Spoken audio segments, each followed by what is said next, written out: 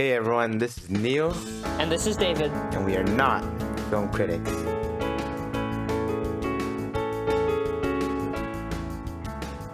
So, this is the first episode, so I guess it's only necessary that we do like a quick introduction. My name is obviously, as you already heard, Neil, and I like to watch movies, I like to watch shows, and just storytelling in general. So David, why don't you introduce yourself? Sure. I'm David. I wouldn't be hosting a podcast if didn't really like movies and shows, but I really like comic books as well. I'm into video games, and I'm an aspiring filmmaker. So in the future, I maybe want to study film at a higher level, and I think this is really useful to find out what I like and what I don't like, and what I want to maybe implement in my future films. So yeah. Perfect. So, as you may already see from the title, we're going to be talking about the one and only Quentin Tarantino. He's an amazing filmmaker.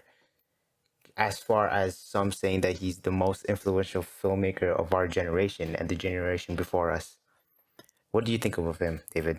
Honestly, I think he's definitely influential. I don't know how I feel like the Quentin Tarantino the person and Quentin Tarantino the filmmaker are two very different people. Quentin Tarantino the person is kind of like he's a bit weird, but whatever, I'm fine with that. Quentin Tarantino the filmmaker is I think he has a very distinct style, and I think that his movies would not work without his very distinct style. They wouldn't be as enjoyable. They wouldn't be as digestible as they are without his style. Yeah.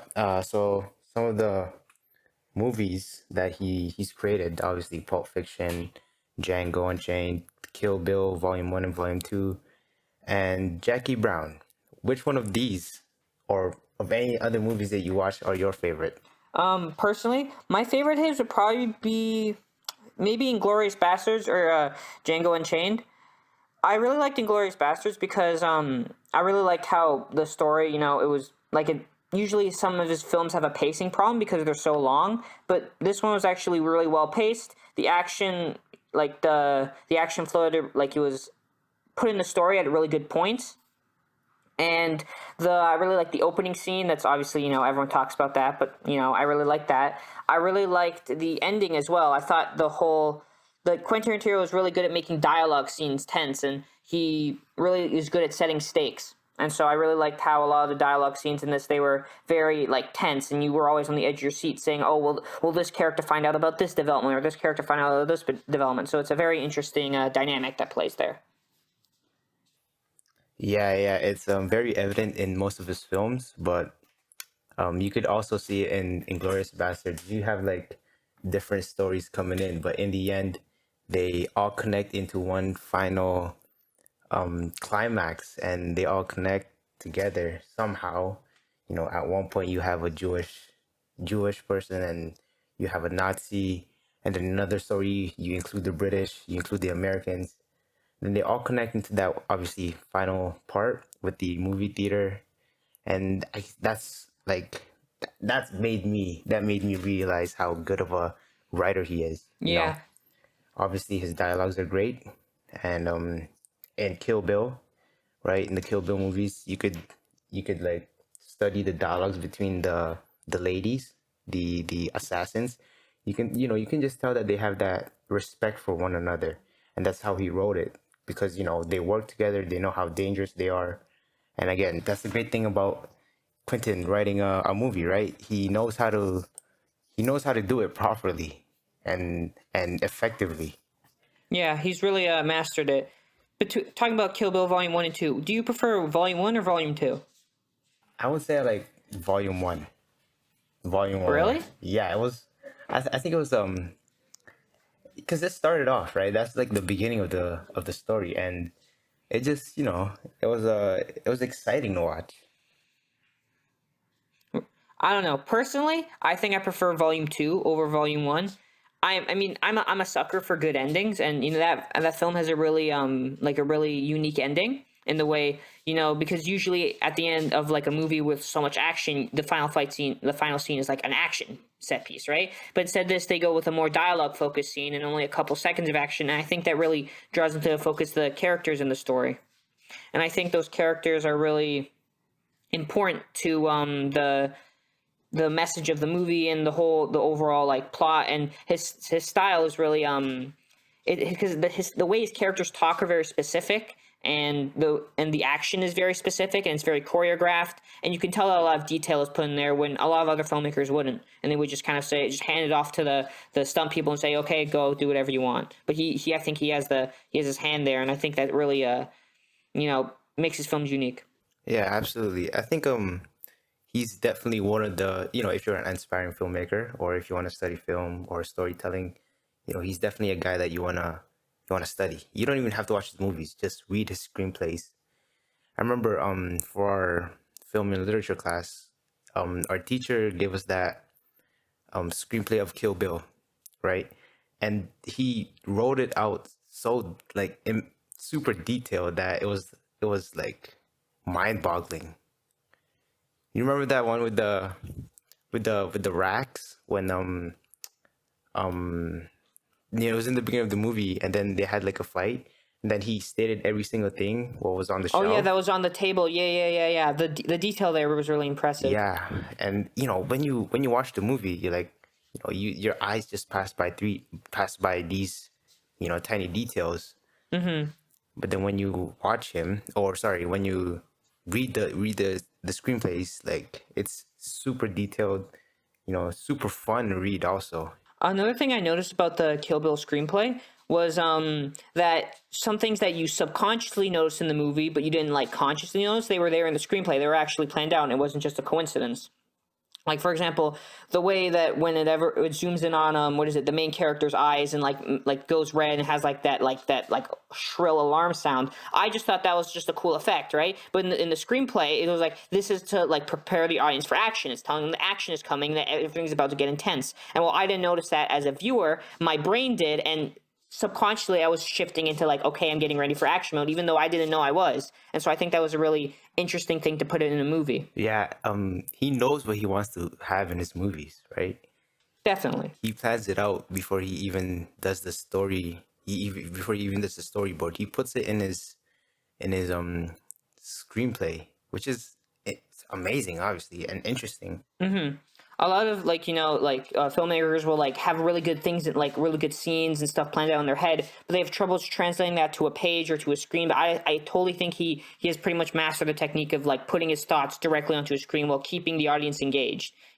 He's a bit of a quirky filmmaker, but like the audience, like he's definitely gotten better at making the audience accept like the quirks as a part of his movies, instead of kind of being turned off like a lot of other filmmakers are. Like they could make the movies kind of less appealing because of the way they direct. Yeah. Another thing, yeah, I guess he has that balance of storytelling and directing, right? You could have like a visually appealing movie, but if the story it's not grabbing you, the audience is not gonna watch. Yeah. That's a lot of things with movies. Sometimes like the actual like style of the movie, it'll be decent, it'll be good. A lot of movies have like at least like competent style, but a lot of the plot or the characters will just be completely uninteresting, and like that really drags a movie, because you can have the greatest style in the world, but if the characters or the plot aren't good, then what's even the point of trying, Like Yeah, that's when a lot of movies flop. They're not attention grabbing, and mhm. they don't entice the audience to keep watching because obviously you want to make it look good, but you also want it to feel good, right? For example, in Pulp Fiction, right? That movie was amazing, just like visually. Oh yeah, there was a lot of iconic scenes in that. The story really made it interesting. It wanted you to keep going. Yeah. Talking about speaking about Pulp Fiction, is that like I was like, because I came into Pulp Fiction with pretty high expectations, because I always heard like, hey, Pulp Fiction is like the best movie, you gotta see this movie. And honestly, like, not that I was disappointed, but it didn't quite live up to the standards I set, which is fair. I had probably had too high standards, but I felt like the movie was kind of lagging a bit. Like there was something really interesting I wanted to like see more about and hear more about, but like it always took so much, like, because if you're not invested in all the stories, then there's really no point in watching like that movie, because a lot of that movie is like different stories from different characters' perspectives. And I wasn't really interested in one of the stories. And so every time, they showed that, and it was like for I think like a 30 or 40 minute gap in the movie, it was just that story. I could not care less.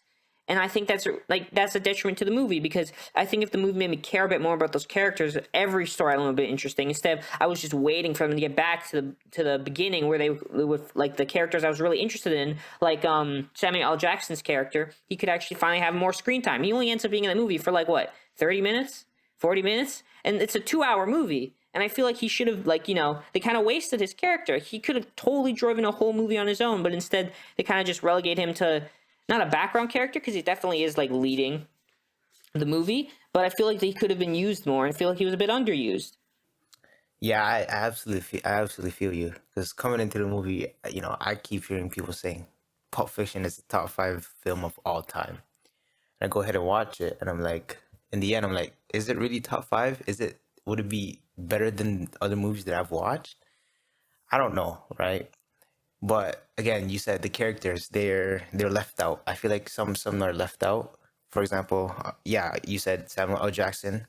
He had an amazing ending, right? The ending was his, but throughout the movie, he was just a minor character, I guess. And then you also look at the stories; they kind of don't connect. They kind of don't connect, because you watch Inglorious Bastards. They have different stories, but they all connect in one final sequence. But in Pulp Fiction, you have these different stories, but they're individuals, right? That's why I think that's one of the, like, the one of the major factors that I have to not rank Pulp Fiction higher than any other movies that I've watched all time, or even just by Quentin Tarantino. Yeah. Not to say that Pulp Fiction is bad. I definitely really like the movie. Most of the scenes that are like in the movie are really good. It's just sometimes it drags, which is, whatever. Speaking of scenes and stuff, what did you think of Reservoir Dogs, Quentin Tarantino's first movie, like, and kind of him developing his style at first? Yeah, it's obviously independent, right? But again, it's a good movie. It's a good movie. It's his first movie, right? So yeah, it's obviously a good movie, and for a first movie, it's a pretty good movie for a first movie. And yeah, I think it showed his potential. Yeah, I definitely see, like, because Reservoir Dogs, every time you watch it, it's being stressed as like, okay, like, don't like, it's just him developing his style. But honestly, I really liked the movie. It was very, because a lot of Quentin Tarantino movies, they can drag because they're like 2+ hours, and like they go through like three different characters, and like sometimes you can feel as if you have to marathon them, because you just have to, like, hold on, it's gonna get good just eventually, just hold on. But Reservoir Dogs, it never really does that. It kind of starts good, and it keeps like the tension all the way. And even after I watched the Kill Bill Volume 1, I think I still preferred Reservoir Dogs because of the focus, like the how focused the story was. Because Kill Bill Volume 1, it's all over the place. You've got action, you've got, like, characters, a bunch of like characters I wasn't really interested in. It feels like it's like it could have been a movie that's an hour and a half long when it's 2 hours long for some reason. Like, it's a very interesting movie, but I feel like Reservoir Dogs is just better because of how tightly it sticks to the script that he wrote, and how tightly it kind of sticks to the vision. Yeah, that's where I'd have to disagree with you. Reservoir Dogs is obviously a good movie, but Kill Bill is like a stamp to me. I remember first time watching that movie, like, I was just thrilled. Obviously, the story's good, it's great, but just the style of it, right? It's like it's like anime. Yeah. Have you ever watched anime? Honestly, not a big anime person. Yeah. So yeah, I'm not as well, but I've seen like a couple episodes and like a couple of fight scenes through YouTube and stuff. And I remember toward the end, you see uh the main character, Uma Thurman, and the Asian girl, they were fighting, and then Uma Thurman, she like passed by, and then the Asian, like, there's like a switch, and like there's like an edit with the camera angle, and then it showed the Asian girl like pausing and turn around, and then I think like that's when she like got her head cut off or something.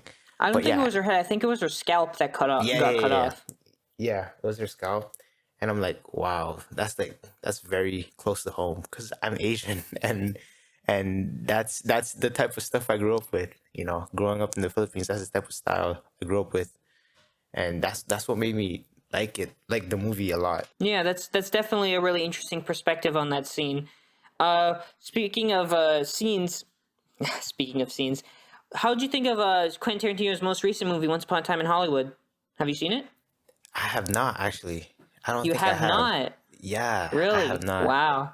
I heard it's really good. I also heard it's confusing. It is confusing.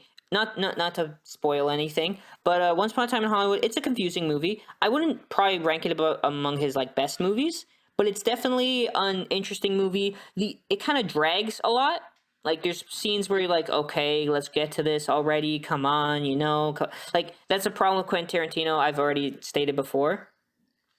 But the ending is really good, and I think it's a really entertaining watch. Does it need to be as long as it is? Probably not, but I think like you sit down, you watch it, you knock it out in like 2 hours and like 30 minutes about, and you'll have a good time. It's definitely a very crowd pleasing movie. There's a lot of homages and a lot of like film stuff that I probably won't understand, or probably only take like 30 YouTube videos detailing every single Easter egg. Like he definitely makes films for that kind of audience.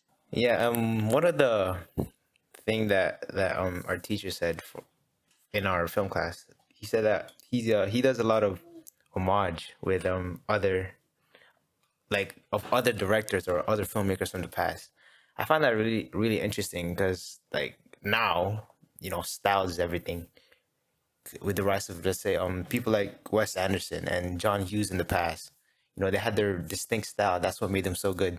Well, Quentin, he also has a distinct style, but he also does like homages, obviously, and he pays tribute.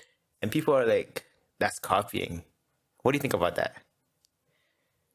I think it depends whether you're adding to the original work or not. Because if your style is just like ripping off straight off like another filmmaker, that's obviously not good. Don't do that, right? That should be a rule for everybody. But if you can add something to the original work, if you can put it in different context, if you can make it a if you can add a new emotional feeling to it, if you can add a new like perspective on the issue, then I think that's good. For example, a good example would be Star Wars: The Force Awakens. A lot of people say that movie copied A New Hope, right? And it's just a copy, it's carbon copy, blah blah blah blah blah. But I think that movie is actually a really good homage to A New Hope because sure the scenes are there, yeah, sure there's a canteen scene, sure they run away with the Millennium Falcon, sure, but there's a different emotional context in those scenes, and that's why Star Wars: The Force Awakens works. That's why it's able to pull off like a lot of scenes that already happened like in previous movies, but it makes them just as compelling now as they were then, and it adds a new context to them, and it adds new emotional